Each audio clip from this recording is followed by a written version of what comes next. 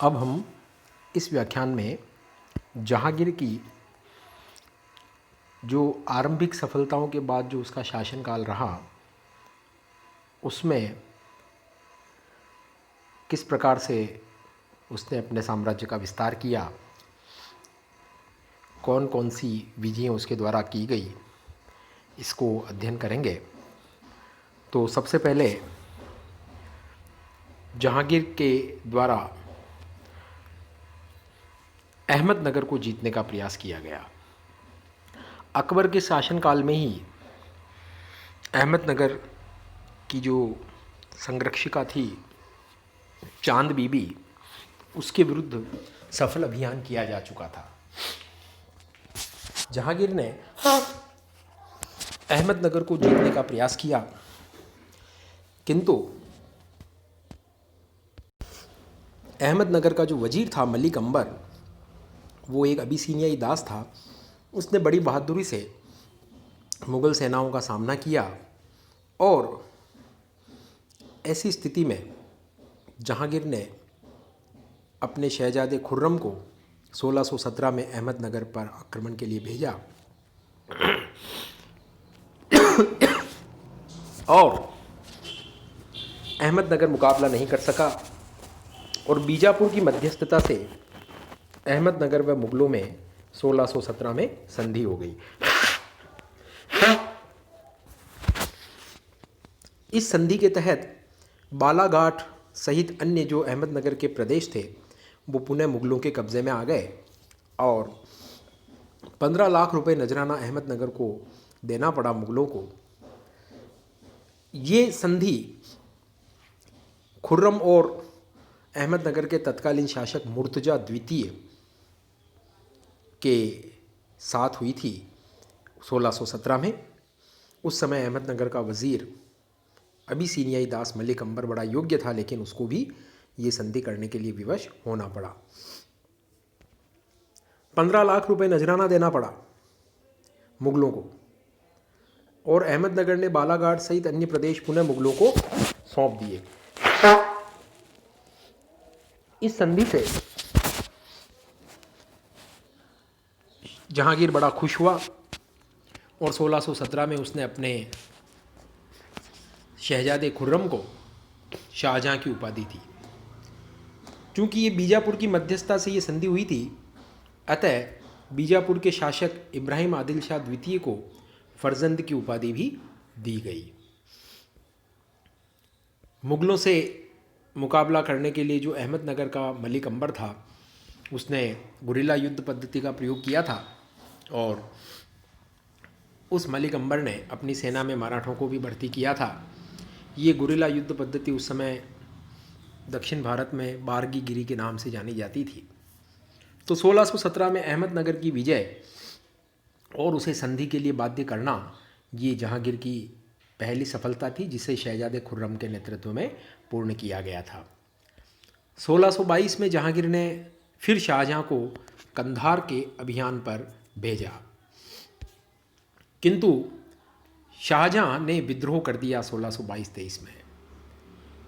शाहजहां ने मांग की कि वो कंधार जैसे कठिन अभियान पर तभी जाएगा जब उसे संपूर्ण पंजाब और रोहतासगढ़ का किला दे दिया जाएगा।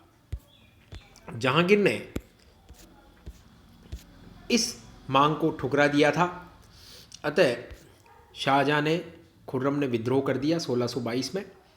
इस विद्रोह को दबाने के लिए महावत खां को भेजा गया जहांगीर के द्वारा और जहांगीर ने महावत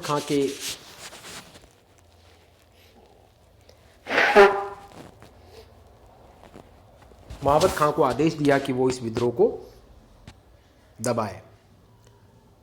तो महावत खां सफल रहा। जहांगीर का विद्रोह, मतलब शाहजहां का जो विद्रोह था, वो दबा दिया गया 1622-23 का। जहांगीर के शासनकाल में जिस शहजादे खुर्रम को शाहजहां की उपाधि दी थी, उसी शहजादे खुर्रम ने 1622-23 में जहांगीर के विरुद्ध विद्रोह किया और उस विद्रोह को किसने दबाया? महावत खां ने। उसके बाद आगे चल कर के 1626 में स्वयं महावत खां भी नूरजहाँ के बढ़ते प्रभाव से और उसकी नीतियों से नाखुश होकर के वो भी विद्रोही हो गया और महावत खां ने विद्रोह करके जहांगीर को भी बंधक बना लिया। जब कश्मीर यात्रा पर था जहांगीर नूरजहाँ के साथ, तो महावत खां ने जहांगीर को भी बंधक बना लिया। हालांकि नूरजहाँ की कुशलता से जहांगीर को छुड़ा लिया गया। महावत खां को भी बाद में आत्मसमर्पण करना पड़ा। महावत खां जो था, जिसने शहजादे खुर्रम के विद्रोह को दबाया था 1622-23 में, उसने स्वयं ने 1626 में विद्रोह किया था। इन विद्रोहों के कारण कि एक तरफ तो शहजादा खुर्रम कर रहा है विद्रोह 1622-23 में, फिर 1626 में महावत खां ने विद्रोह कर दिया, तो इन विद्रोहों के कारण जहांगीर का दक्षिण अभियान बंद हो गया। जहांगीर ने एक महत्वपूर्ण विजय और प्राप्त की थी 1620 में, कांगड़ा दुर्ग जो पंजाब की पहाड़ियों में स्थित था, और उस पर उसने विजय प्राप्त की। कांगड़ा को जीत करके पंजाब सूबे में, मतलब लाहौर के सूबे में मिला लिया गया। कांगड़ा दुर्ग की जो विजय 1620 में जहांगीर ने की, कहा जाता है कि वहाँ उसने जीतने के बाद अपनी कट्टरता का प्रदर्शन किया और एक गाय को, गौ माता को उसने वहाँ कटवाया और गाय को कटवा करके उसने जश्न मनाया। तो ये एक बड़ा अक्षम्य कृत्य था जहांगीर का, जिससे हिंदू प्रजा बड़ी नाराज हुई। 1622 में ईरान के शाह अब्बास ने जहांगीर से कंधार भी छीन लिया था और उसी कंधार की पुनः प्राप्ति के लिए जहांगीर ने नूरजहाँ के कहने पर शहजादा खुर्रम को भेजने का प्रयास किया, लेकिन खुर्रम ने इनकार कर दिया था। पढ़ा था ना हमने पहले कि खुर्रम ने कहा कि जब तक मुझे पंजाब का सूबा नहीं दिया जाए और रोहतासगढ़ का किला नहीं दिया जाएगा और मेरे परिवार को मैं रोहतासगढ़ के किले में सुरक्षित रखूंगा, उसके बाद ही मैं इस अभियान पर जाऊंगा। लेकिन ये मांग ठुकरा दी गई, क्योंकि नूरजहाँ चाहती थी कि शहजादा खुर्रम बड़ा महत्वाकांक्षी है और कंधार जैसे कठिन अभियान पर इसको भेज करके इसको रास्ते से हटाया जा सकता है। लेकिन शहजादे खुर्रम ने विद्रोह कर दिया कंधार जाने के बजाय, और कंधार जो था वो मुग़लों के हाथ से निकल गया 1622 ईस्वी में फारस के शाह अब्बास ने। तो मुग़लों के हाथ से ये कंधार निकल गया। ये कंधार 1595 ईस्वी में अकबर के समय मुग़लों के हाथ आया था, लेकिन 1622 में जहांगीर के समय फारस के शाह अब्बास ने पुनः कंधार को छीन लिया। 1627 में जहांगीर की लाहौर में मृत्यु हो गई और लाहौर में शाहदरा के स्थान पर रावी के किनारे उसे दफन कर दिया गया। जहांगीर तुर्की और फारसी भाषाओं का अच्छा ज्ञाता था। उसकी जो आत्मकथा थी तुझू के जहांगीरी, वो फारसी भाषा में लिखी गई थी।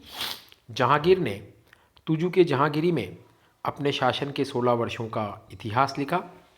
ध्यान दीजिए, बहुत इंपॉर्टेंट बात है ये कि जहांगीर ने तुझू के जहांगीरी में अपने शासन के 16 वर्षों का इतिहास लिखा। उसके बाद के जहांगीर का जो शासन था वो कुल 22 वर्षों का था, 1605 से 1627 तक। तो आरंभिक 16 वर्षों का इतिहास तो स्वयं जहांगीर ने अपनी आत्मकथा में लिख दिया फारसी भाषा में। उसके बाद के जो 6 वर्ष थे, उन 6 वर्षों में से शुरू के जो 3 वर्ष थे उनका इतिहास मोहतमिद खां ने फिर पूरा किया, और लास्ट के जो अंतिम 3 वर्ष थे वो मोहम्मद हादी ने लिख करके तुझू के जहांगीरी को पूर्ण किया। तो तुझू के जहांगीरी में जहांगीर के शासन के 22 वर्षों का इतिहास है, जिसमें आरंभिक 16 वर्षों का इतिहास स्वयं जहांगीर ने लिखा फारसी में। उसके बाद मोहतमिद खां ने 3 वर्ष और अंतिम 3 वर्ष मोहम्मद हादी ने लिख कर के तुझू के जहांगीरी को पूरा किया। जहांगीर को कहा जाता है कि आम का बड़ा शौकीन था। विलियम फिंच, जिसने जहांगीर अर्थात सलीम और अनारकली की दंत कथा का, प्रेम कथा का उसने वर्णन किया है, एकमात्र विदेशी यात्री है विलियम फिंच। वो भी जहांगीर के काल में दरबार में आया था। फ्रांसिस्को पेलसार्ट डच यात्री, ये पेलसार्ट डच यात्री था। विलियम फिंच जो था वो ब्रिटिश था। तो विलियम फिंच ने तो सलीम और अनारकली की, जहांगीर और अनारकली की प्रेम कथा का वर्णन किया है, जिसको काल्पनिक भी माना जाता है। और पेलसार्ट डच यात्री पेलसार्ट, उसने जहांगीर के शासनकाल में बयाना भरतपुर के पास में और एक आगरा और बयाना की उत्तम किस्म की जो नील होती थी, नील की खेती, उसका वर्णन डच यात्री पेलसार्ट ने किया है। तो ये बड़ा इम्पोर्टेंट है। उसने आगरा, बयाना और गुजरात में सरखेज, विशेष रूप से उसने बयाना और सरखेज, बयाना भरतपुर में है और सरखेज गुजरात में है, इन दो जगहों की नील की बड़ी प्रशंसा की है डच यात्री पेलसार्ट ने। ये जहांगीर के शासनकाल में भारत आया था दरबार में। तो विलियम फिंच और पेलसार्ट ये जहांगीर के काल में आए थे। जहांगीर पहला शासक था जिसने सिक्कों पर अपनी तस्वीर खुदवाई थी। और जहांगीर इससे पहले 1601 में अकबर ने असीरगढ़ की विजय की स्मृति में कुछ चांदी के सिक्के चलाए थे, जिसमें अकबर को एक बाज के साथ घोड़े पर चढ़ा हुआ दिखाया गया है, लेकिन वो केवल एक सिक्का था। जहांगीर ने नियमित सिक्कों पर अपनी तस्वीर खुदवाई। अकबर ने 1601 में इस प्रकार का एक सिक्का चलाया था असीरगढ़ विजय की स्मृति में, इससे पूर्व। और अकबर ने अपने शासन के 50वें वर्ष में कुछ सिक्के चलाए थे जिस पर राम और सीता की मूर्ति के साथ देवनागरी लिपि में राम सिया लिखा हुआ है। इसका मतलब तस्वीर युक्त सिक्के पहले अकबर चला चुका था, लेकिन खुद की तस्वीर नियमित रूप से सिक्के पर किसने लगाई? जहांगीर ने। तो राम और सिया की अंकन वाले सिक्के अकबर ने चलाए थे 50वें वर्ष में। और खुद की घोड़े पर चढ़ा हुआ बाज के साथ अकबर स्वयं बैठा हुआ वो सिक्का भी अकबर ने स्वयं चलाया था 1601 में असीरगढ़ की विजय के उपलक्ष्य में। तो ये जहांगीर का सारा राजनीतिक कालखंड हमने पढ़ लिया। यहाँ पर अपना ये व्याख्यान समाप्त होता है। इसके बाद हम जहांगीर की धार्मिक नीति के बारे में अध्ययन करेंगे। धन्यवाद।